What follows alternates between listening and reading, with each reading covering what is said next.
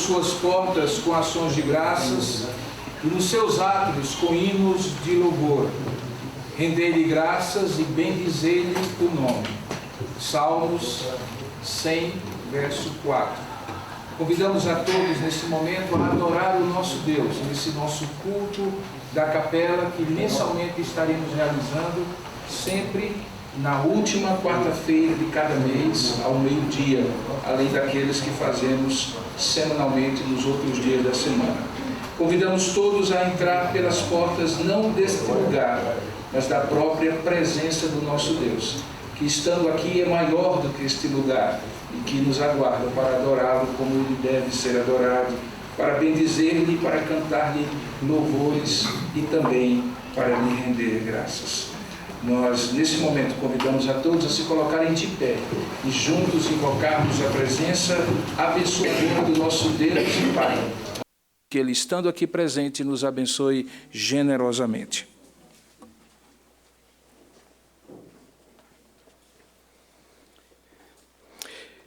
Querido Deus, nós nos apresentamos diante do Senhor nesse importante momento da nossa instituição.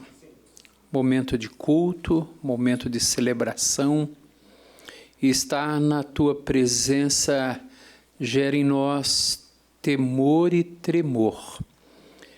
Estar na Tua presença é também em nós um motivo de gratidão. Gratidão pela obra do nosso Redentor, que nos possibilita esse grande privilégio de podermos adentrar nesse recinto e sabermos que aqui estamos em culto solene para adorar, para celebrar o Teu nome e exaltar a Tua majestade.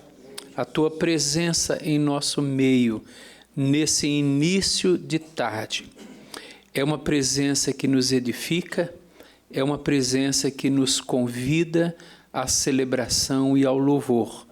Obrigado pela pessoa de Jesus, o nosso amado Salvador, que permite que tenhamos esse momento tão especial e cultico na vida da nossa instituição. Oramos em nome de Jesus. Amém. Amém.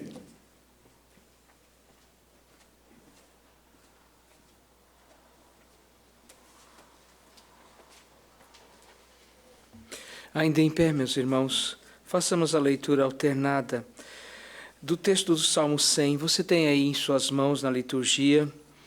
Diz assim a palavra do Senhor nosso Deus: celebrai com júbilo ao Senhor todas as terras. Os irmãos? Servi ao Senhor com alegria, apresentai-vos diante dele com cânticos. Sabei que o Senhor é Deus. Foi Ele quem nos fez e dele somos. Somos o seu povo e rebanho do seu pastoreio. Entrai por suas portas com ações de graças e os seus átrios com hinos de louvor. Rendei-lhe graças e bendizei-lhe o nome. Porque o Senhor é bom e a sua misericórdia dura para sempre, e de geração em geração a sua fidelidade.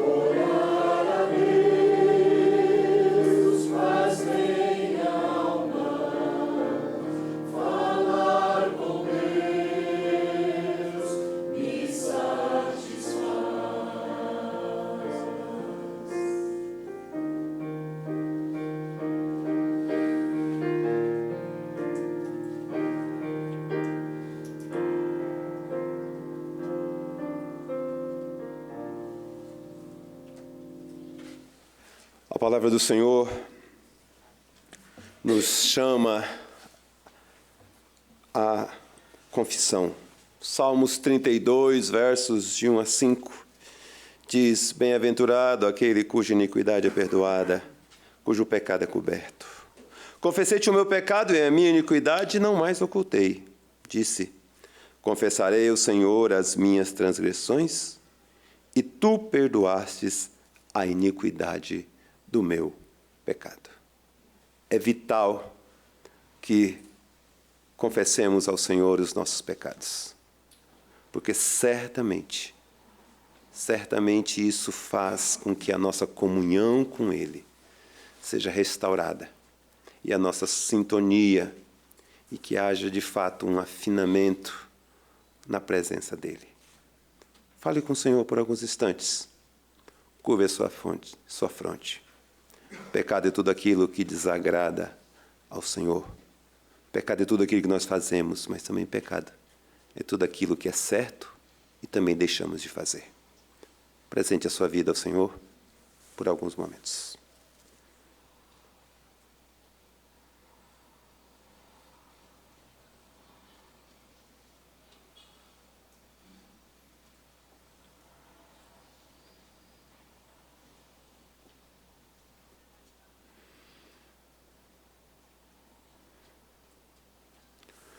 Ó Senhor, Senhor nosso, quão grande é o seu nome em toda a terra. A terra está cheia da sua glória, a terra está cheia do seu poder, mas a terra está cheia da sua misericórdia. Misericórdia que nos purifica, misericórdia da qual não somos dignos, misericórdia que não poderíamos comprar, misericórdia que só o Senhor é rico e tem para nos dar. Obrigado, Senhor. Obrigado pelo perdão em Cristo Jesus. Obrigado pela purificação que o Senhor nos concede. Obrigado pela tua graça. Senhor, que nós não meramente tenhamos um remorso ou um peso na consciência, mas que de fato haja arrependimento em nossos corações e abandono de qualquer prática, ó Deus, que desagrada e que envergonha também o Evangelho. Direciona-nos, ó Deus, nessa manhã, nessa tarde, para a sua honra e para a sua glória. Confiados no nome que está sobre todo nome, nome santo, precioso, maravilhoso de Jesus, que vive e reina eternamente e que nos presenteia com misericórdia e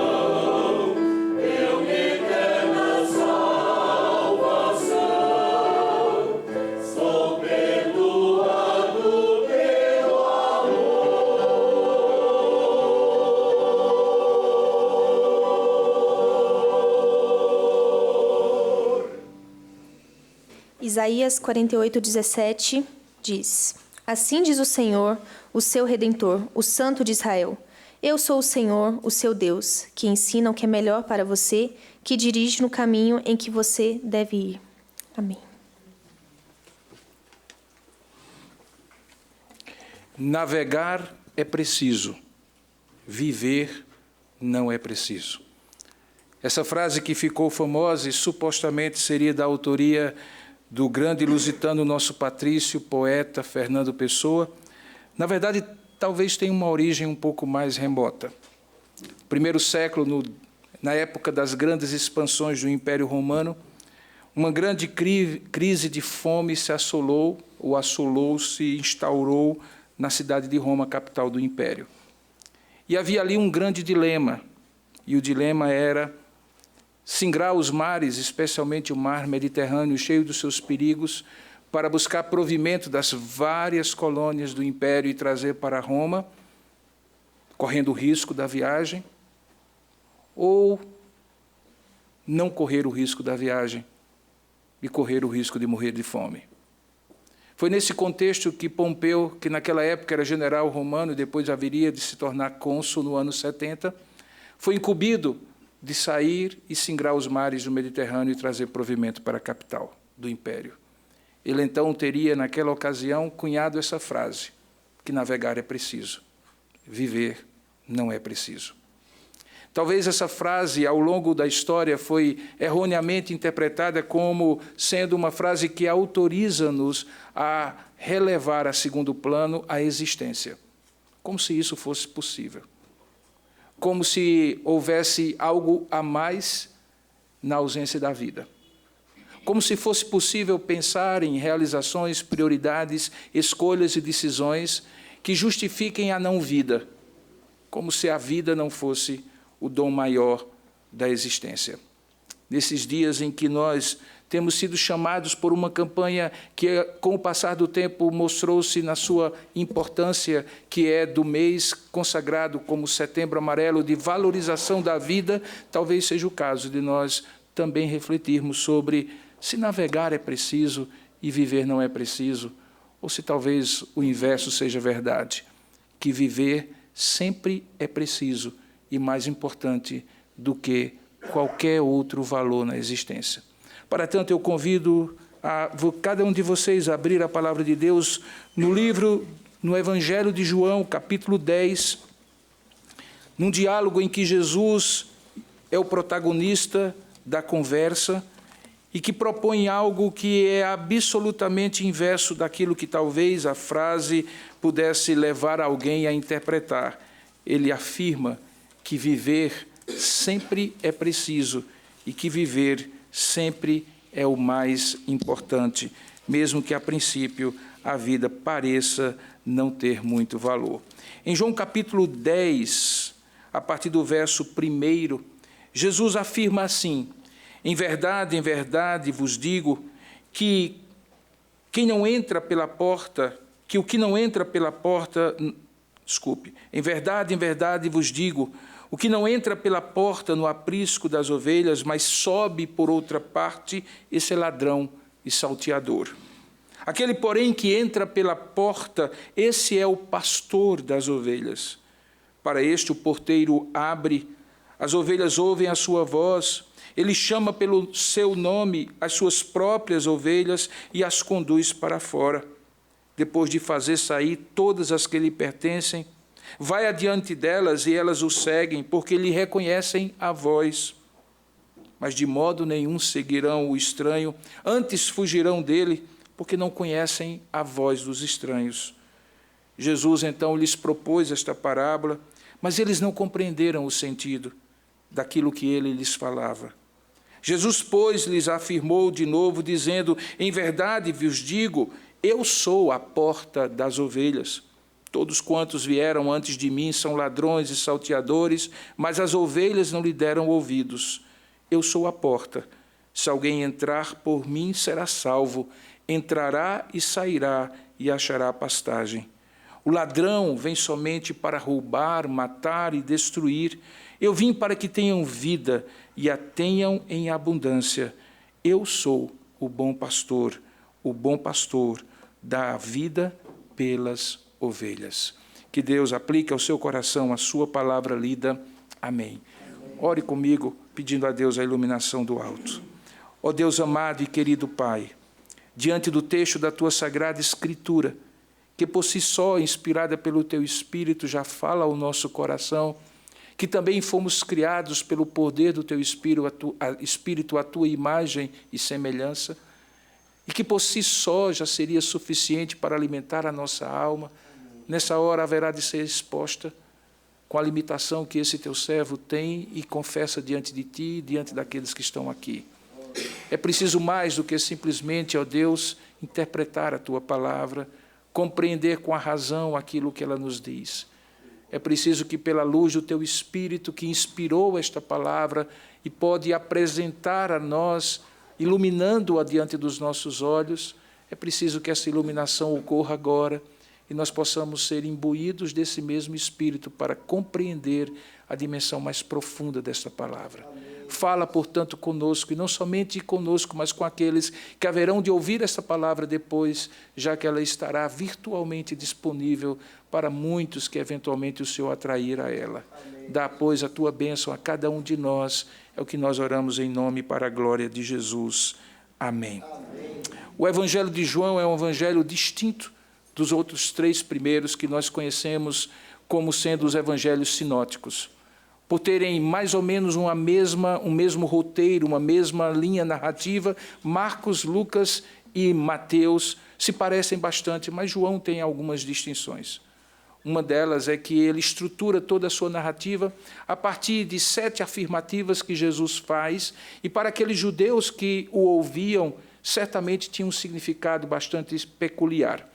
Eles lembravam certamente que quando Jesus proferia em cada uma dessas 7 ocasiões o famoso "Eu sou o caminho, a verdade e a vida", "Eu sou a luz do mundo", "Eu sou o pão da vida", e assim por diante, a sua memória certamente lhes levava para o deserto de Midian, em Êxodo capítulo 3, quando Moisés, cuidando das ovelhas do seu sogro, é surpreendido por um arbusto, uma sarça que ardia e não se consumia no meio do deserto.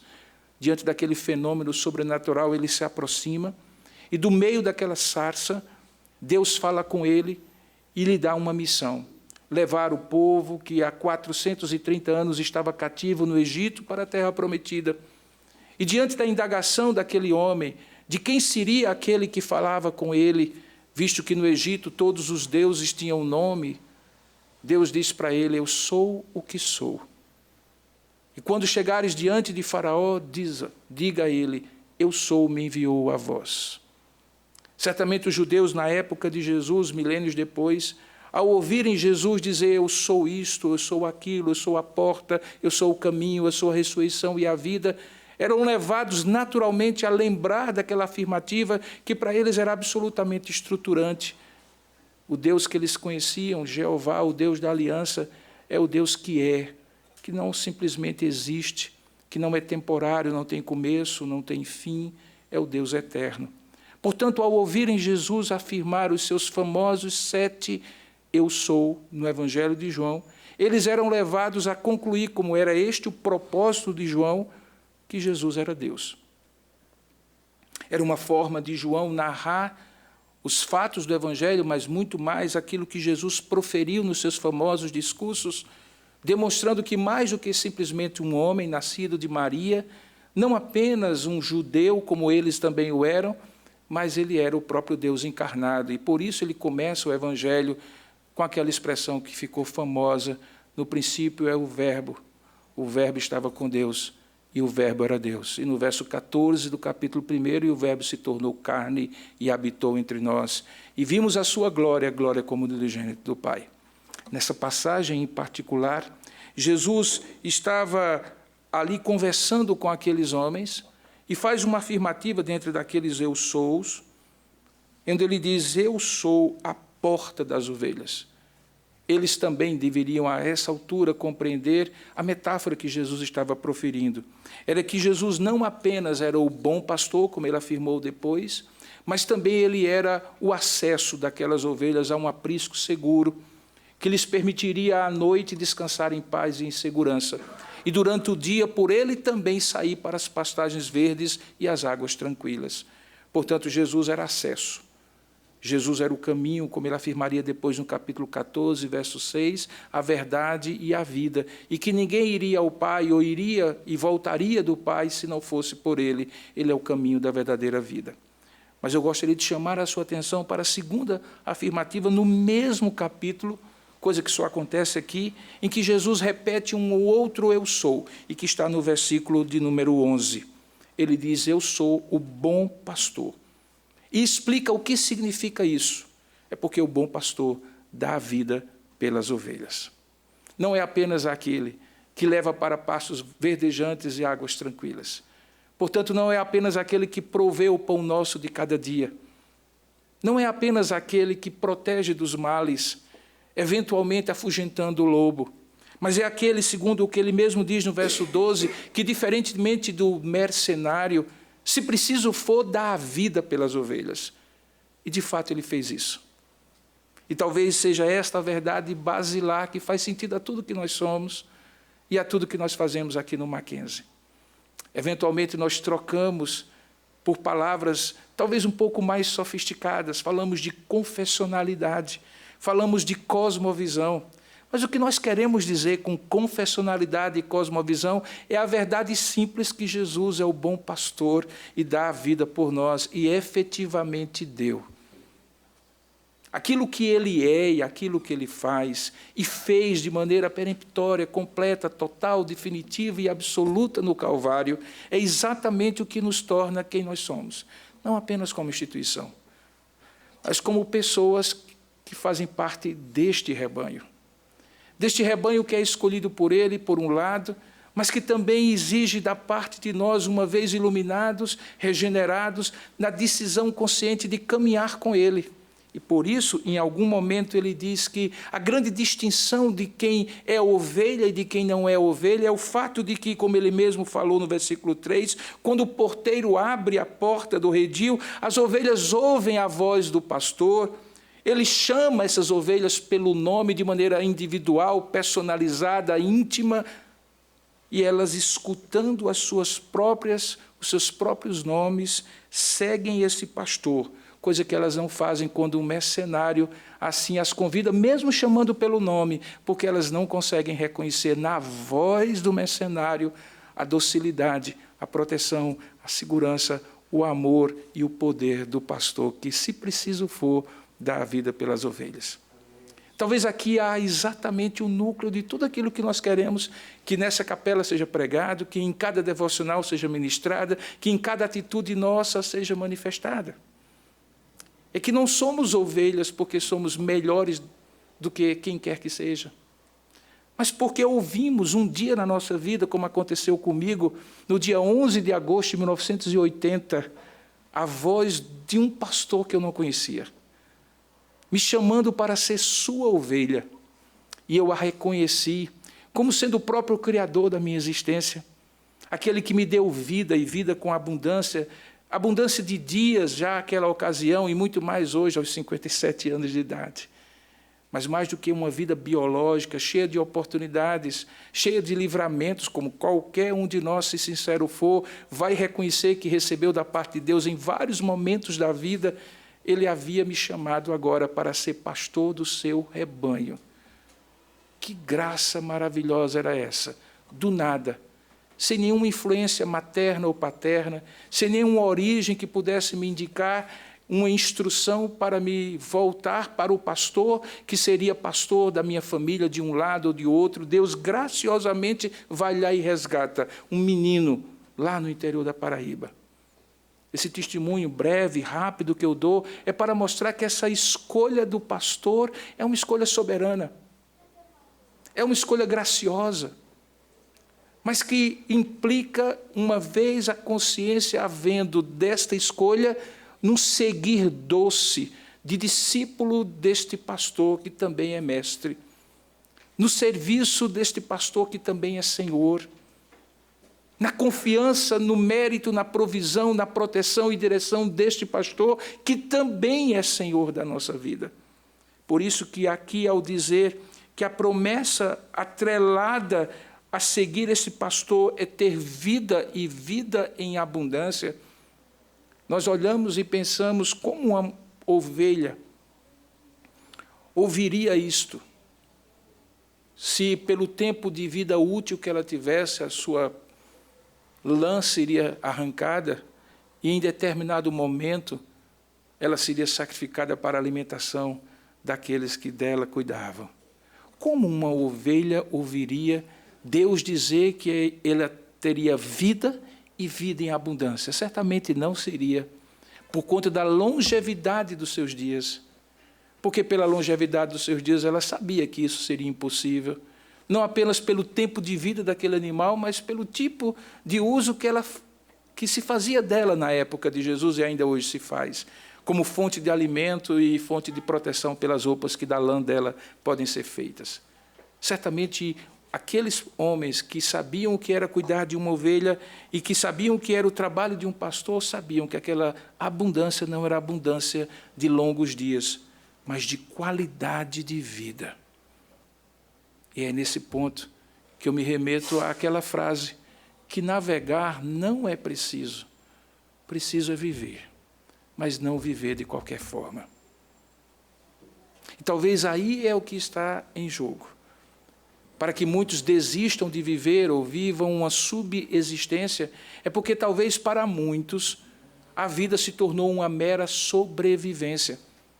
seja pela escassez do pão diário, seja pela insegurança de um ambiente insalubre, inseguro das grandes urbanidades atuais, contemporâneas, seja simplesmente pela confusão de tantas ideias, filosofias e pensamentos que eventualmente hoje concorrem para o coração das pessoas, tornando-as cada vez mais confusas, sem saber para onde ir e o que crer e em quem confiar.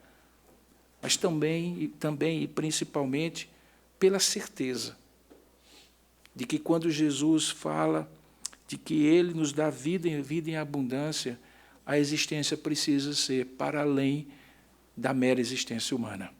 Como eu costumo dizer, ela precisa atravessar o limite da eternidade, deixando o que da eternidade está para o lado de cá, e que nós normalmente identificamos com sobreviver, viver, trabalhar, pagar as contas, envelhecer, ter filhos e netos e depois deixar de existir, para transcender para o lado de lá da eternidade.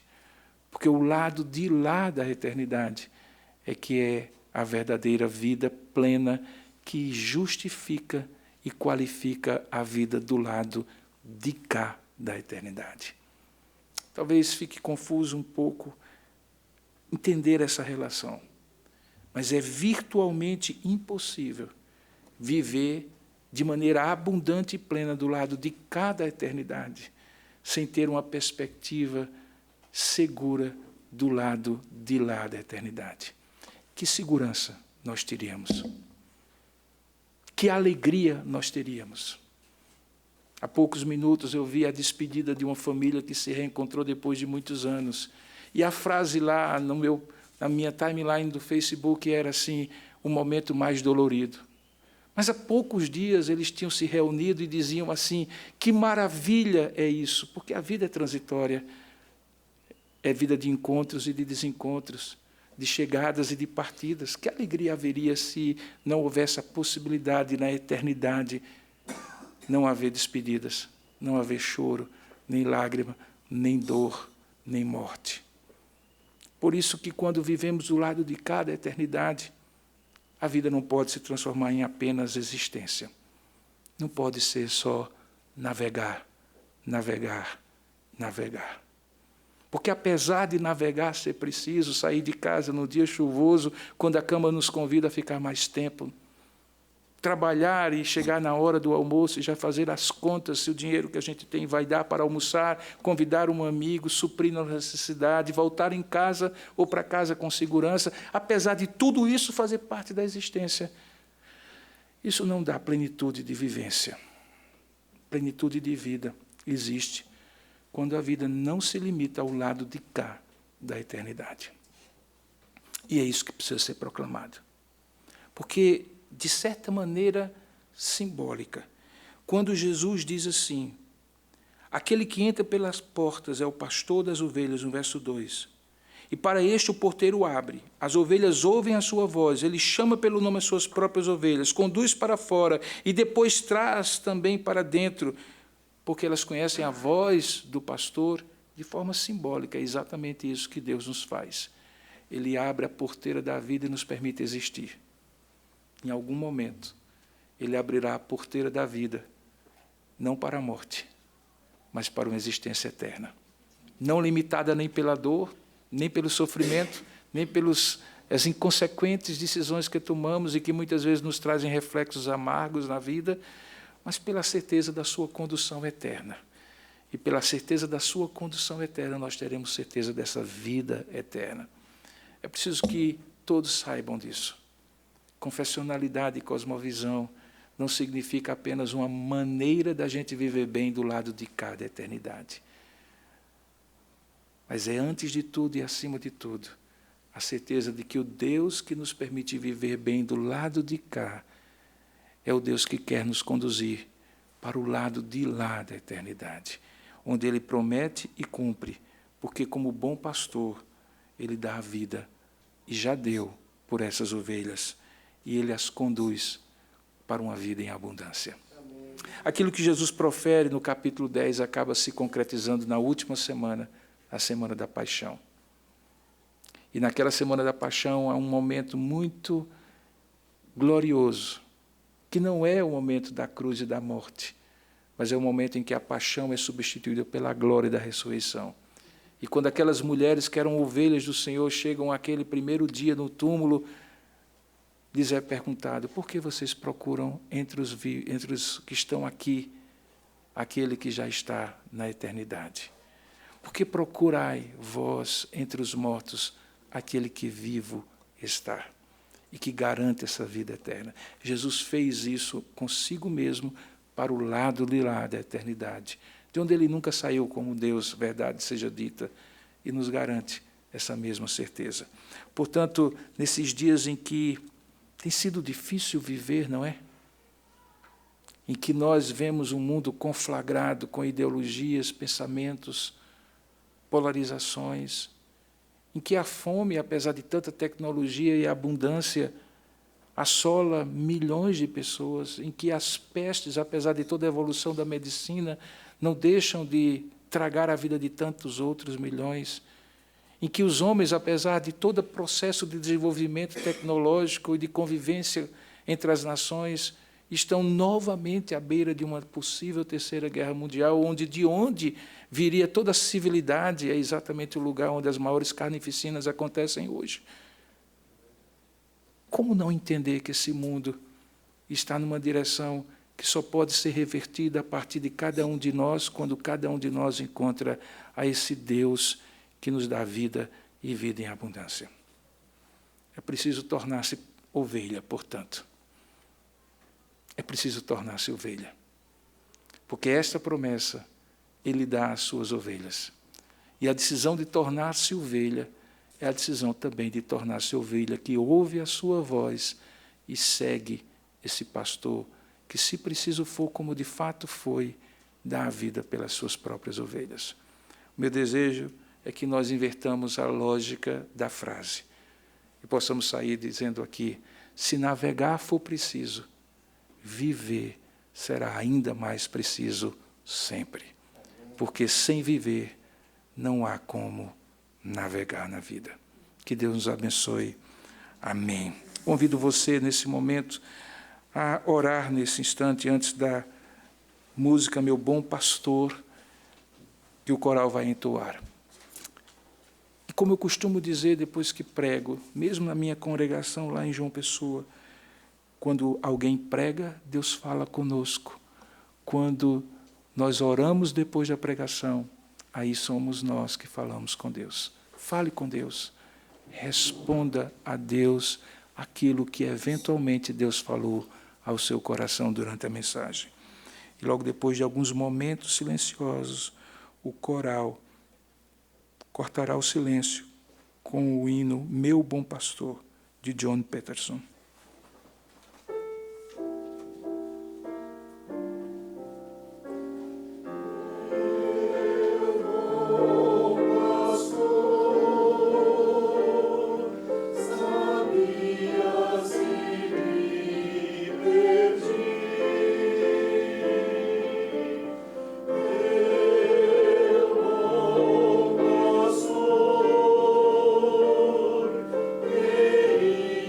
As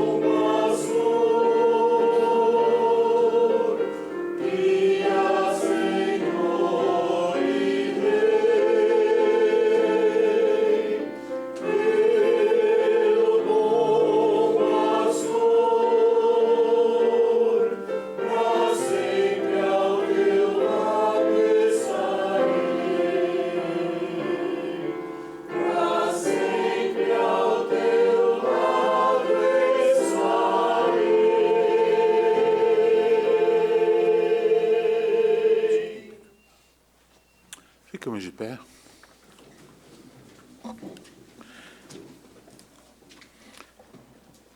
Pai bondoso, ouvimos a Tua palavra falando ao nosso coração. Cantamos a Ti, falamos contigo. Tu nos ensinaste, Senhor Deus, que é preciso navegar as águas desse mundo para fazer cumprir a Tua palavra, a Tua vontade, o Teu ensino, alcançar outras vidas. Obrigado, Senhor, pelo convite para singrar os mares do mundo. Obrigado também porque Tu nos deste vida, e viver é preciso, melhor ainda é quando podemos viver contigo. Uma vida plena que preenche o nosso coração e a nossa existência e dá sentido, Senhor Deus, quando temos a Ti como nosso pastor e tem um prazer ser ovelha Tua, Senhor, porque Tu és o bom pastor que cuida de nós. Nos abençoa, nos guarda e nos protege. Se assim conosco, Senhor Deus. E ao sairmos da Tua casa para retomar os afazeres do mundo, retomar, Senhor Deus, o dia a dia, o cotidiano, o nosso trabalho, aquilo que Tu nos tens chamado para fazer e onde Tu nos tens colocado. Que a Tua bênção seja conosco e que tenhamos sempre a certeza de que Tu és o Deus que caminha ao nosso lado, o Deus que caminha nos abençoando, o Deus que caminha nos mostrando o caminho, mas acima de tudo, é o Deus que queremos levar ao nosso coração com expressão do nosso amor por Ti. Amém. Por Jesus, Teu Filho. Amém. Recebamos a bênção. E agora, meus queridos e amados irmãos, ide em paz. Que a graça do nosso Senhor, bom pastor e Salvador Jesus Cristo, que o amor de Deus, nosso bom e eterno Pai, e que a comunhão, a consolação e o poder do Espírito Santo da promessa seja sobre a tua vida, meu querido irmão, minha querida irmã, sobre todo o povo de Deus esparramado pela face da terra, hoje e pelos séculos dos séculos. Amém, amém e amém.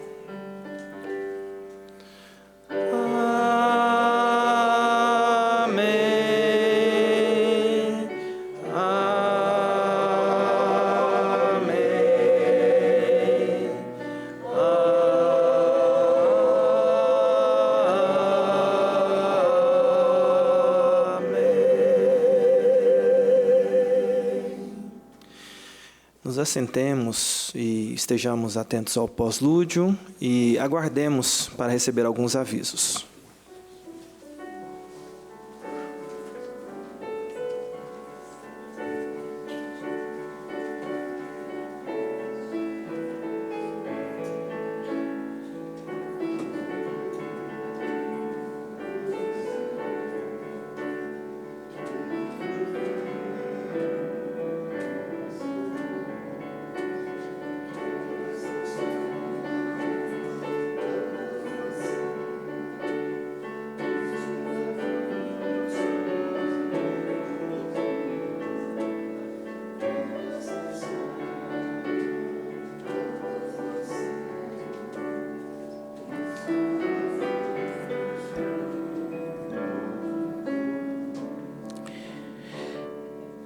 Queridos, há coisas muito simples que enchem o nosso coração de emoção e de alegria. E um deles é esse primeiro culto que nós fazemos, um pouco mais extenso, como nós fazíamos antes da pandemia. E que nós vamos repetir sempre na última quarta-feira de cada mês, do meio-dia a 13h. Nós ainda temos aí uns 10 minutinhos, controlando o tempo para que ainda sobre um tempinho para outra coisa antes de voltarmos ao nosso expediente de trabalho e de estudo. Nenhum de nós deveria ser agradecido por estar na presença de Deus. Portanto, eu não quero agradecer a presença de ninguém, porque todos nós devemos estar aqui como criaturas de Deus Pai e que nós temos o privilégio, mas não há como eu não agradecer como chanceler e não como pregador, pelo fato de toda a nossa diretoria executiva estar aqui, pelo fato de nós termos os capelães aqui presentes, parceiros que nós estamos aqui, as assistentes de capelania também, o pessoal da instituição em várias esferas, o nosso coro que estará sempre nesse culto mensal participando conosco, e, portanto, é muito bom estar aqui. Nessa chuva, confesso a vocês que eu achei que estaríamos somente eu, o coral e os capelães, assistentes de capelania, para não cortar o ponto. E a Séfora, que é a esposa, tem que acompanhar, não tem como, né? Mas, assim, em outras quartas-feiras, certamente, nós teremos nesse espaço um espaço muito abençoado. E eu gostaria sempre, por isso que preguei particularmente sobre Jesus, que todos aqueles que ministrassem nessa capela lembrassem que a razão de ser é Jesus, mais do que a identidade institucional do Mackenzie, que nós falamos em outras ocasiões e eventos. É para Jesus que nós devemos conduzir essa instituição. E uma instituição que tem em Jesus o centro, que o adora em cultos, mesmo no meio de um expediente, que oferece um espaço para a glória do seu nome, embora ele esteja presente em todo lugar, e que canta louvores ao seu nome, é uma instituição que se fortalece na base, para que aí os seus troncos, para que aí seus galhos, flores e frutos possam aparecer. Porque bem-aventurado é o homem que tem a sua raiz no Senhor. Bem-aventurada a instituição também. Então, Deus abençoe. Quero mais uma vez reiterar todo o apoio que a chancelaria tem tido do Instituto, aqui representado pelo diretor-presidente, pelos diretores aqui. São presbíteros da igreja que muito me alegram poder servir ao lado de vocês. Vocês são bênção na minha vida. Deus abençoe. Aos capelães e assistentes de capelania também, ao maestro, à nossa organista, pianista, também ao coro, a todos sejam muito abençoados. Um restante de dia muito cheio da presença de Deus. Estaremos aqui de volta, sempre. Sempre na terça-feira, no começo do expediente, 7h30, nós teremos um pequeno culto. Para quem está chegando, tem um momento devocional com Deus. Sempre nas quartas-feiras, ao meio-dia e 30, na última, se estende um pouquinho mais, até 1h, e sempre nas quintas-feiras, no final do expediente, de 17h30 a 18h. É o contrário? Eu que me atrapalhei, né? Não, trocou, inverteu, por causa do coral. Vai ser na quarta, meio-dia mesmo. E na quinta é que a gente vai fazer no final do expediente. Então, terça de manhã, quarta ao meio-dia, quinta no final do expediente. Por que tanto culto? Bom, eu espero não precisar responder a essa pergunta. Deus abençoe vocês. Um bom trabalho no final do dia.